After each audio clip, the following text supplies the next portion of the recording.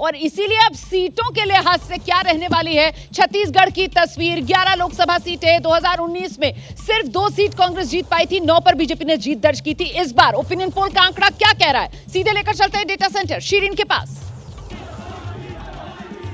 बिल्कुल रोमाना, छत्तीसगढ़ का vote share तो हमने बता दिया कि किसके खाते में कितना जाता दिख रहा है। अब बात सीटों की हो जाएगी कि आखिर इन 11 सीटों में से किसको कितनी दे रही है जनता भरोसा करते हुए। 11 सीटों में से किसके पास कितना जाएगा, क्योंकि वोट शेयर तो देखिए 55% बीजेपी और यहाँ पर 41% जो वो है इंडिया गठबंधन के पास जाता दिख रहा है। लेकिन अब ये सीटों में कैसे कन्वर्ट होगा, किसे कितनी सीटें, तो आंकड़े आपके सामने जल्दी से रख देते हैं। 11 सीटों का ये पूरा हाल, और ये देखिए 11 की 11 सीटें बीजेपी जीतती दिखाई दे रही है। बाकी किसी के पास कुछ भी नहीं जाएगा इस बार। इस सर्वे के मुताबिक बड़ी और बम्पर जीत, पिछली बार से भी बड़ी जीत छत्तीसगढ़ में बीजेपी करेगी। 11 सीटें लोकसभा की छत्तीसगढ़ की अपने खाते में यहां पर दर्ज करने जा रही है। रोमाना, बड़ा है 2024 में छत्तीसगढ़ में क्लीन स्वीप कर सकती है बीजेपी, ये आंकड़ा सामने निकल कर आ रहा है। छत्तीसगढ़ की 11 की 11 लोकसभा सीटें बीजेपी जीत सकती है। कांग्रेस पार्टी का खाता भी नहीं खुलने वाला। ओपिनियन पोल का ये जो बड़ा आंकड़ा सामने निकल कर आया है, सीधे रायपुर आपको लेकर चलेंगे। हमारे साथ हमारे सहयोगी जयप्रकाश इस वक्त मौजूद है, जरा जानते हैं जयप्रकाश से छत्तीसगढ़ रायपुर के लोग क्या कह रहे हैं ओपिनियन पोल के इस आंकड़े पर। जेपी, बिल्कुल, जिस तरह से ओपिनियन पोल आया है बीपी न्यूज और सी वोटर्स का, उसमें साफ तौर पे दिख रहा है कि बीजेपी पूरी 11 की 11 सीटें इस बार के लोकसभा चुनाव में जीत रही है। हमारे साथ कुछ लोग हैं, उनसे बात करते हैं। ये बताइए कि पिछली बार तो आपने जो है 9 सीटें जीती थी 11 में से, लेकिन इस बार क्या लग रहा है, मोदी मैजिक पूरी तरह से काम करेगा? 11 की 11 सीटें बीजेपी के पक्ष में जाती दिखाई। देखिए, एक बात बताता हूँ कि सालों साल या बल्कि दशकों से जो हिंदू हृदय सनातन के मान बिंदु का प्रश्न था, यहाँ पे उस पर प्रश्न चिन्ह लगा हुआ था। लगातार ये कहते थे कि आप मंदिर तो बनाएंगे, कब बनाएंगे नहीं बताते। उस प्रभु श्री राम के मंदिर की प्राण प्रतिष्ठा यहाँ पे हुए, सनातन की स्थापना हुई, वो भारत के लोगों के हृदय का विषय है। ये विषय लोगों के दिल में है।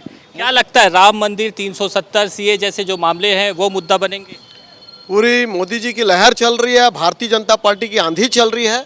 और मैं आपको बताता हूं कि छत्तीसगढ़ की पृष्ठभूमि रही है। देखिए जयप्रकाश, हमारे साथ यहाँ पर राजनीतिक दलों के नेता मौजूद हैं, लेकिन अगर आम लोग आपके आसपास है, जरा आम लोगों से बात कीजिए ना। ये तो आम लोगों से बात करने का दिन है, जरा उनसे जानिए उनकी राय क्या निकल कर सामने आ रही है इस ओपिनियन पोल पर। जयप्रकाश, क्या लगता है आपको, क्या लगता है आपको कि पूरी की 11 की 11 सीटें बीजेपी के पक्ष में जाती दिखाई? नहीं, भाजपा का इस बार जो सपनों का गुब्बारा है वो जरूर फूटेगा। इनको अगर इतना ही विकास के मुद्दे में अगर ये चुनाव लड़ते तो एक भी जगह विकास को मुद्दा नहीं बता, हर जगह राम राम राम। अरे राम जी का मंदिर आपने थोड़ी बनवाया, उसने उच्चतम न्यायालय के आदेश में बना है। आपने राम जी, आपकी सरकार थी, आपने ठीक है वहाँ पे समिति गठन करी, पर इसका मतलब ये नहीं कि राम के आप ठेकेदार बन गए। क्या लगता है, कांग्रेस का, राहुल गांधी का जादू यहाँ कुछ चल पाएगा?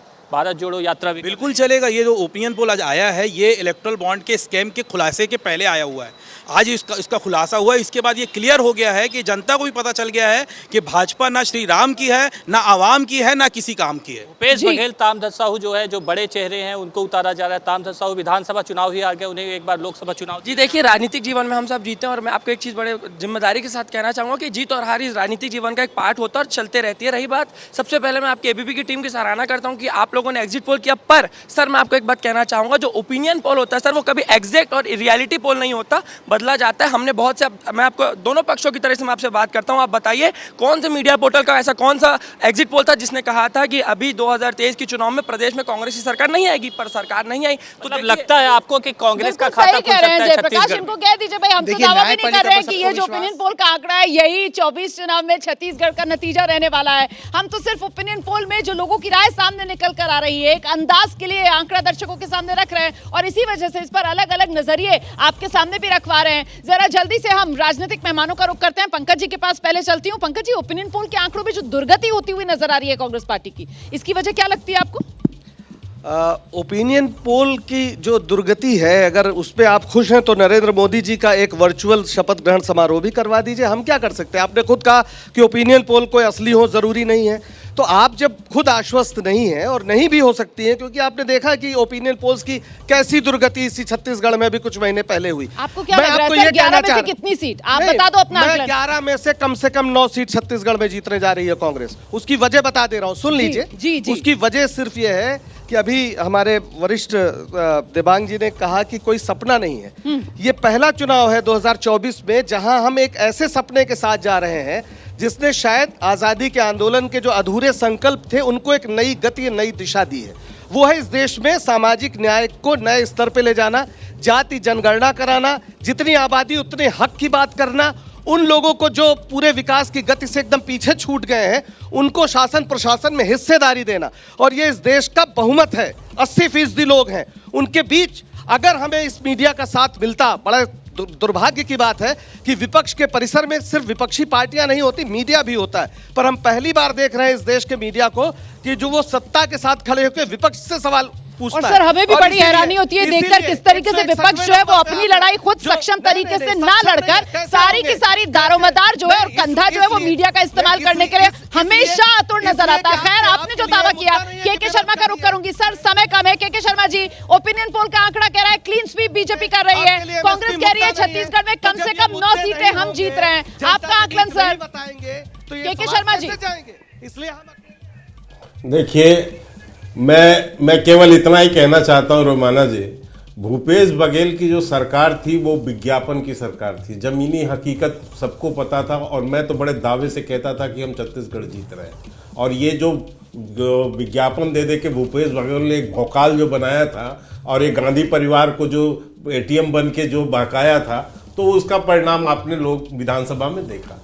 इसकी रियलिटी आपकी इसलिए मैं कहता हूँ सही है आपके ओपिनियन पोल का कि बस्तर का जो सीट है और कोरिया का जो सीट है, यदि इसका आकलन करें जो पिछली बार हम हारे थे, इस बार के विधानसभा में 32 जो ST सीट है यानी ट्राइबल सीट है, उसमें 28 सीट भारतीय जनता पार्टी जीती है। इसका मतलब है कि बस्तर के आदिवासी क्षेत्रों में भारतीय जनता पार्टी का प्रभाव काफी बड़ा है। और कोरिया का भी जो बेल्ट है जिसमें अच्छी संख्या में आदिवासी हैं, वहां भी प्रभाव बढ़ा है। इसलिए ये दोनों सीट हम जो है कोरिया, कोरबा नहीं है मैडम, कोरिया है। जैसे ही घड़ी का काटा दोपहर 2:30 पे आए, बबीता जी का दिल सास बहू साजिश के लिए मचल जाए। और ये है इनकी बहू, पूरे दिन ऑफिस की टेंशन हो जाए गॉन जब ये करें अपना फेवरेट शो फ्री टाइम पे ऑन। इनकी तरह आप भी देखिए अपना फेवरेट शो अपने टाइम पर और डाउनलोड कीजिए ABP लाइव ऐप अपने स्मार्ट टीवी पर।